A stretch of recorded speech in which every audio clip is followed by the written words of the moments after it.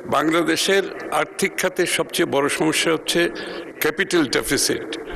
সে ব্যাংকগুলোতে capital deficit আছে, আপনার প্রাইভেট সেক্টরে যারা ব্যবসা করছেন তাদেরও ক্যাপিটাল ডেফিসিট। এর কারণ হচ্ছে যে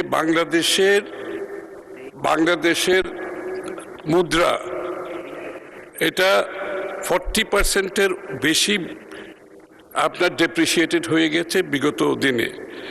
তার পরবর্তীতে ইউটিলিটি সহ অন্যান্য মূল্য বাড়ার কারণে 50%, প্রায় 50% ক্যাপিটাল ডেফিসিট প্রাইভেট সেক্টরগুলো ব্যবসা বাণিজ্যের মধ্যে হয়েছে।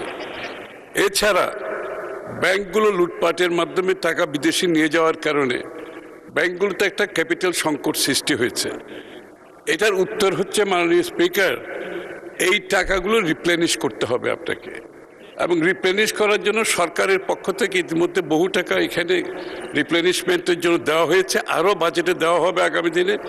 সাথে সাথে আমরা IMF এর মাধ্যমে চাচ্ছি এগুলোকে রিক্যাপিটালাইজ করার জন্য।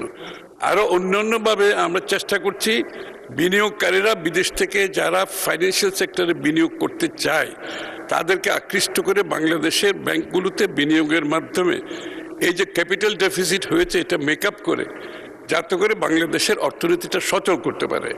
এবং এটার যদি এছাড়া আরও যেটা হয়েছে যে বিগত দিনে যে লুটপাট তো হয়েছে, ব্যাংক শেয়ার বাজার লুটপাট হয়েছে, প্রাইভেট সেক্টর আমি তো বলেছি ক্যাপিটাল ডেফিসিটে, তার থেকে যেটা বেশি খারাপ হয়েছে বিগত সরকারগুলোর তারা বড় আকারে প্রাইভেট সেক্টর ব্যাংকগুলো থেকে ঋণ নিয়েছে।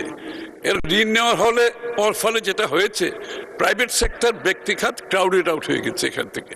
সুতরাং সেটা আরেকটা সমস্যা।